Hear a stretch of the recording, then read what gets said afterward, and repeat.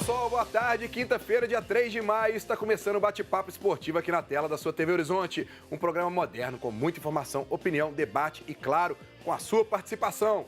Vamos aos destaques do programa de hoje. Cruzeiro atropela o Vasco e está bem próximo da classificação na Libertadores. Atlético esbarra na defesa do Chapecoense e não sai do empate no Horto. Confira a maratona de jogos que Atlético e Cruzeiro têm pela frente. Isso e muito mais, agora no Bate-Papo Esportivo.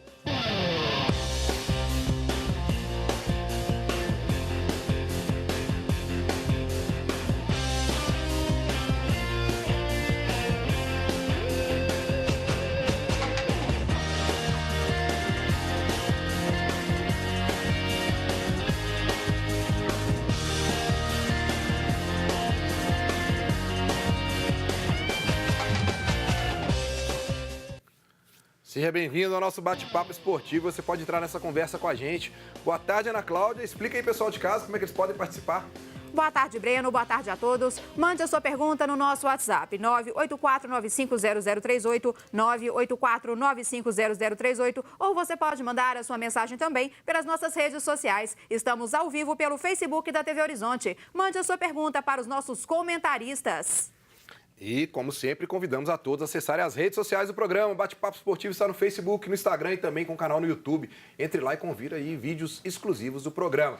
Bom, hoje muito assunto, afinal, o Cruzeiro passou por cima do Vasco ontem em São Januário. Vamos falar desse jogo, vamos falar do Atlético que esbarrou aí nessa retranca do time da Chapecoense. Tem também o caminho desses times agora, Atlético e Cruzeiro, tem uma maratona de jogos, vamos falar muito aqui no programa. Vamos começar aqui com os nossos comentaristas. Guilherme Guimarães, seja bem-vindo, Guilherme. E ontem, te surpreendeu essa atuação e essa goleada do Cruzeiro? Boa tarde, Breno. Um abraço para todo mundo que nos acompanha de casa. Não foi uma surpresa a goleada, Breno. O que tem surpreendido e positivamente é a mentalidade que o Cruzeiro tem colocado nos jogos, principalmente da Libertadores. A gente vai falar muito aqui dessa goleada, o resultado de fato expressivo, pegou um Vasco que vai passar por dificuldades no Campeonato Brasileiro, mostrou isso ontem, não só dentro de campo, mas também fora de campo, com bagunça nas arquibancadas, presidentes e ex-presidentes num clima político bem fervente nesse Vasco. Então a gente vai comentar tudo dessa vitória do Cruzeiro, que foi importante. Cruzeiro um passo aí das oitavas da Libertadores. Pela ala esquerda aqui, Léo Gomide. Seja bem-vindo, Léo. E ontem, esse empate do Atlético. Dá para dizer que o Atlético, mesmo com o empate, o resultado não foi bom dentro de casa, mas apresentou um futebol bem, né, do que já vinha, né, mantendo a regularidade do que vinha apresentando aí, não? O Breno, eu acredito que em boa parte do jogo, sim. Na reta final eu não gostei, não.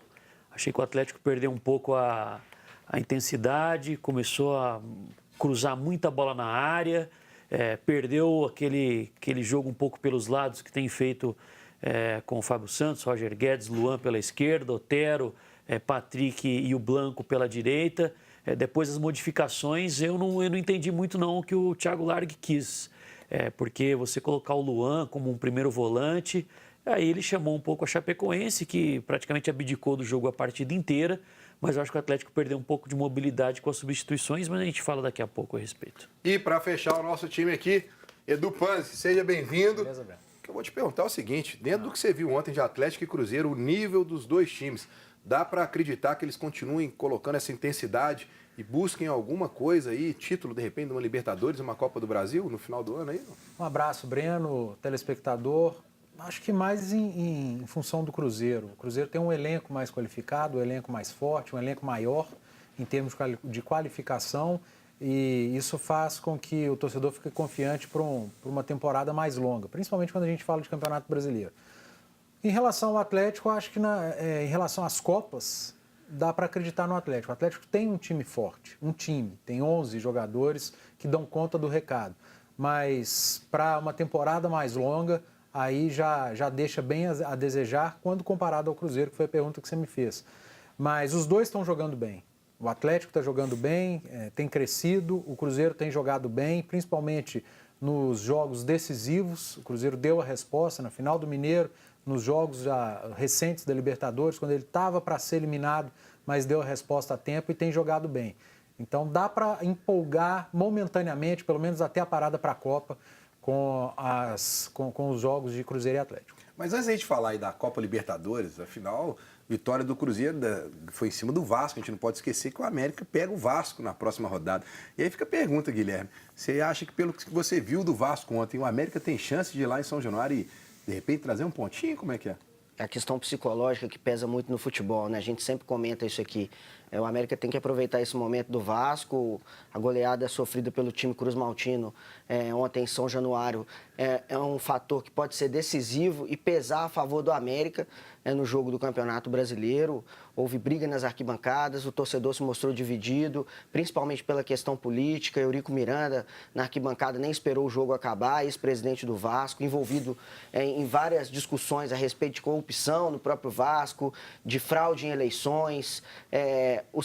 O atual presidente, o Alexandre Campelo, também mostrou a preocupação em relação ao time do Vasco no campeonato, na Libertadores está eliminado o Vasco, mas para a sequência do Campeonato Brasileiro.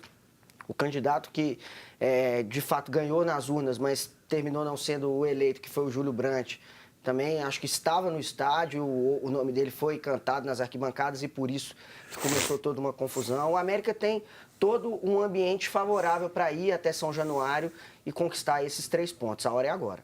Bom, vamos dar uma olhadinha como é que ficou a classificação do grupo do Cruzeiro na Libertadores. Lembrando que Racing e Universidade de Chile se enfrentam hoje 7h15 da noite. Coloca pra gente.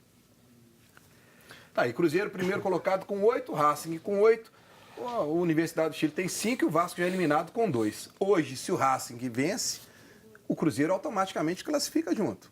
Vai os dois. Aí fica só dependendo para ver quem vai ser o primeiro, quem vai ser o segundo. Matematicamente, né? O saldo de gol pode, mas aqui. O Cruzeiro tem 9 positivo contra menos 6 da Universidade de Chile. A gente está falando no caso de uma derrota da Universidade de Chile. Então vai aumentar esse saldo. Ela não vai conseguir tirar 15, 16 gols na última rodada. Então, uma derrota da Universidade de Chile hoje à noite, o Cruzeiro está classificado e pode ficar mais tranquilo e se dedicar um pouco melhor, um pouco mais ao Campeonato Brasileiro. E aí fica uma disputa pela primeira colocação, né?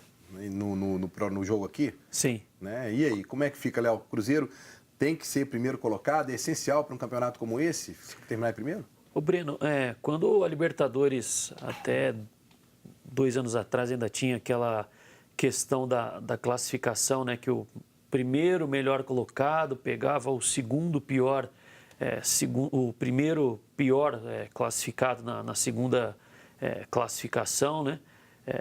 Eu acho que os times brasileiros têm muita obsessão por esse negócio de sempre decidir em casa. Eu acho que quando você tem um time bom, né? Você consegue construir um resultado primeiro como mandante e depois administrá-lo jogando como visitante, né?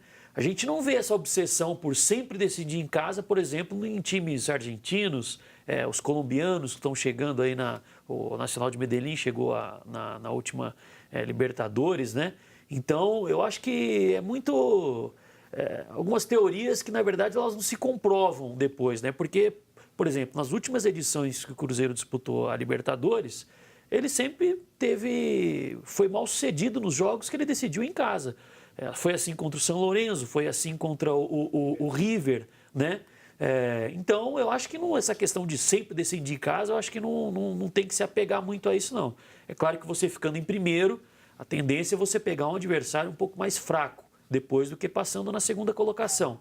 Mas terminando em segundo, eu acho que o objetivo já está cumprido, que era a classificação. Agora, quando a gente vê os jogos que o Cruzeiro fez, os 2 últimos jogos, e a gente vê a estreia contra o Racing, tem uma mudança muito grande de postura. Claro, alguns jogadores não jogaram aquele jogo, mas aquilo foi um alerta para a torcida do Cruzeiro, porque ela ficou meio preocupada com aquele jogo e hoje ela está mais tranquila, né? Eu acho que a coisa apertou, né? O Cruzeiro, eu lembro muito da época do jogo contra o Racing, o Cruzeiro estava jogando uma primeira fase de Campeonato Mineiro. Acaba que é meio que um vírus, né? O vírus da primeira fase do Campeonato Mineiro picou o Cruzeiro. Então ele entrava em campo achando que estava jogando a primeira fase do Campeonato Mineiro, quando na verdade já estava jogando uma Copa Libertadores. Então ele entrava em outra sintonia, numa voltagem menor que a dos adversários, e quando assustava já estava perdendo o jogo. Quando a corda apertou no pescoço, que o Cruzeiro viu a possibilidade de ser eliminado numa primeira fase, aí parece que ligou o alerta. O time hoje tem uma intensidade diferente, olha para a Libertadores do jeito que tem que olhar, com foco na Libertadores. Por isso o Mano Menezes escalou um time reserva em Porto Alegre, porque percebeu que o adversário, no caso o Vasco, não ia jogar no final de semana. Ele ia pegar um Vasco descansado, focado só no jogo da Libertadores, e o Mano sentiu que precisava segurar os titulares no final de semana para eles continuarem focados só no Vasco, para não perder esse foco contra o Internacional. E deu certo. Ainda que o Cruzeiro não tenha feito um grande jogo contra o Inter, ele não fez, o ponto que ele trouxe para Belo Horizonte foi muito importante. Mas depois do jogo de ontem, veio a comprovação que o Mano agiu de forma correta.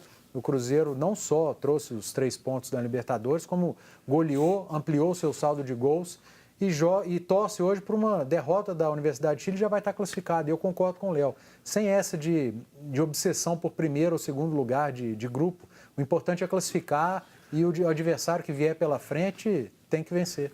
Bom, nós vamos falar mais sobre o Cruzeiro no próximo bloco, vamos falar desse jogo contra o Vasco, depois ainda Atlético e Chapecoense. Mas antes, se você precisa de um emprego, quer trabalhar numa empresa que te paga um salário justo e tem uma ótima estrutura, presta atenção nesse recado.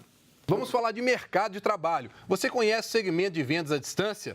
É um dos setores que mais crescem no Brasil e atualmente representa uma das melhores oportunidades de trabalho para os jovens que buscam seu primeiro emprego. A Mundial é uma das empresas líderes nesse segmento e tem um time ágil e competente, porque investe muito na formação das pessoas. Quem trabalha na Mundial tem remuneração justa, horários flexíveis, treinamentos contínuos e muita chance de crescimento profissional.